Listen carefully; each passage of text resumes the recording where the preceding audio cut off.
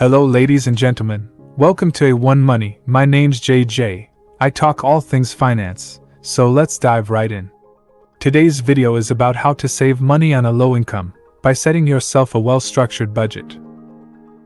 You want to create a simple budget in which you separate your life in 6 categories, and then allocate a % of your income to those 6 categories. For example, I have 6 accounts and one of them is called emergencies, investments, debts, expenses, fund money and charity. Now if you follow this budget exactly as I'm telling you, you will be able to have money for all these 6 categories, and still have money to have fun and do whatever you want to do. So how does this budget work? First of all, you need to write down how much is your monthly income on a piece of paper, then write down all your expenses. Best way to track this is to keep a journal of everything you are spending on in the upcoming week. Keep all the receipts, and check your bank statements to work out how much you spend in a week and in a month. Once you have it written on paper, it helps you to be organized.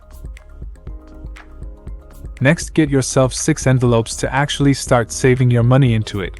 Reason why it's envelopes and not bank accounts is because for the first month you have to build the habit of putting cash away into envelopes for a specific reason. You want to have a tangible place to actually put all your money. Because you might have your money in the bank, but say you are out shopping and see something you like. You then use your card to buy it because it's just digits on a screen, while cash in our hands is hard to let go than money from our banks that are just digits. Also, you are most likely not going to carry the envelopes with you, so you will not have the money with you to be reckless.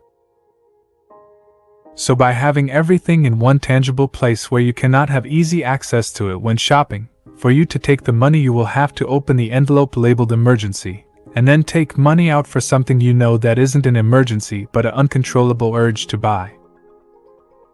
The budget is broken down into 6 different categories, and the reason it is broken down in 6 categories is because your financial life is really only made out of 6 categories.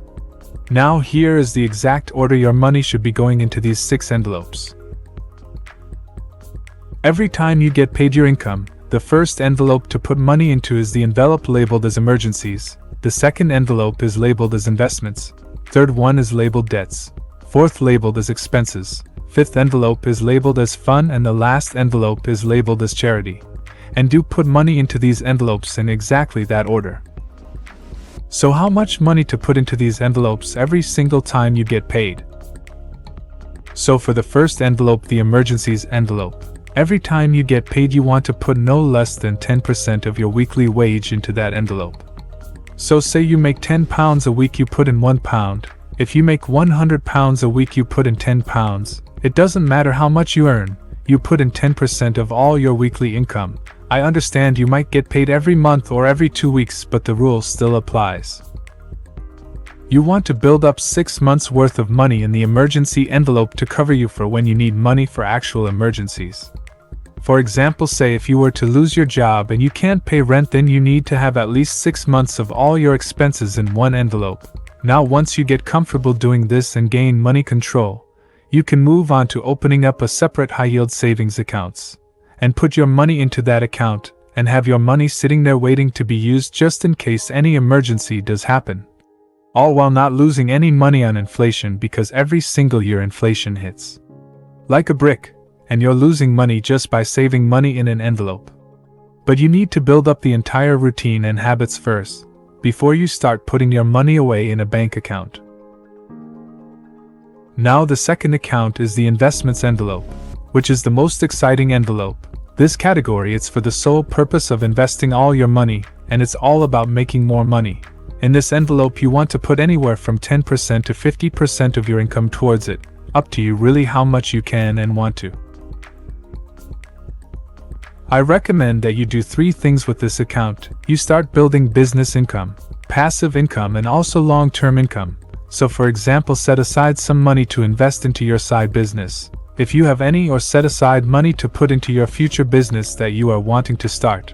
And if you have no desire to start any type of business, then that's fine. Just move on to number 2, which is investing money into the stock market. Can be via index funds, mutual funds, or you buy individual stocks that you really like and think are solid with good return on either dividends or capital gains.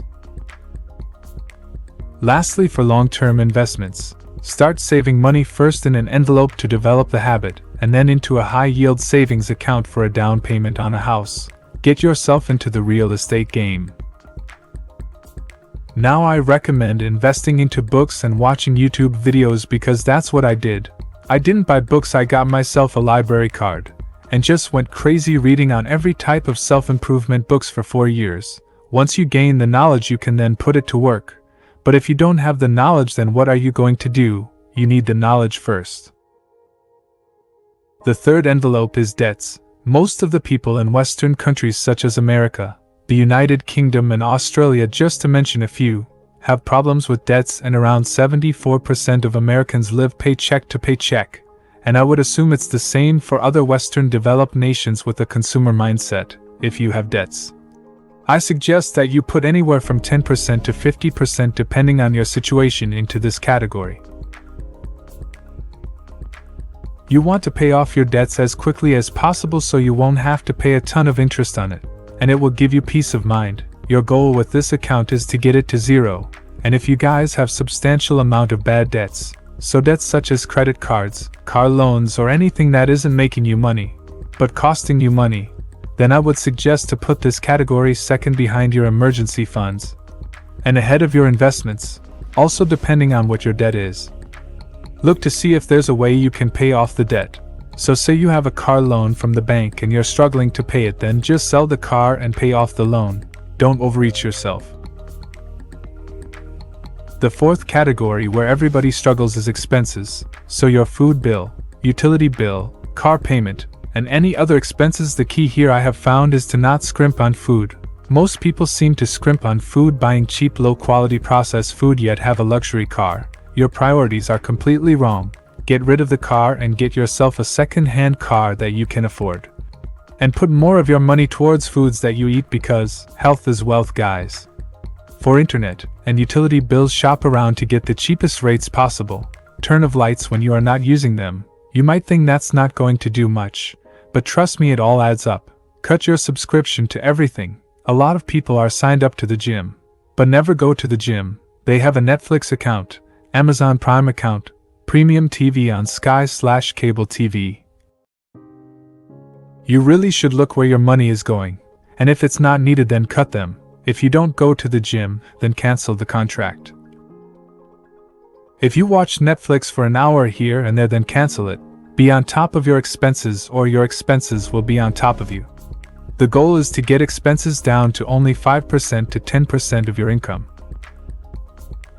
The fifth category is the most exciting category, and that's your fun category, and my honest opinion is if your income is relatively low, I would dedicate only 5% to 10% of your income towards this.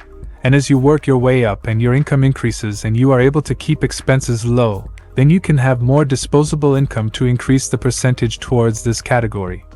Use money from this envelope wisely. So fun can be anything from buying video games, going out with friends, going on dates, subscribing to my channel. But some of these will give you way more bang for your buck than others. As mentioned before, Netflix and all this subscription streaming sites will not give you much of a return for your investment, even if it's £10 a month. The better option is to use that £10 to go out with your friends and spend it on food, the experience with your family. And friends is better than watching a TV show. So if you're struggling and on a low income, prioritize days out than days and sitting on the sofa watching TV. Now the sixth and final category is the charity envelope.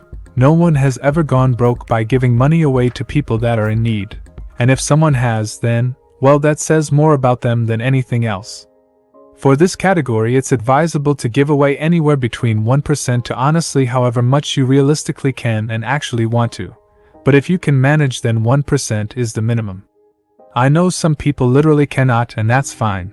But for people that can, then it will not only make you feel warm and good by giving even 1% of your income, it also detaches you from money, meaning you aren't scared to spend it on others with nothing in return, which can be very fruitful for you once you have that detachment and are able to invest a lot into investments. So that's the video. Hope it was helpful. If it was, then subscribe, give it a like and let me know your thoughts in the comments section below. Check out this video that's on screen now and catch you in the next one.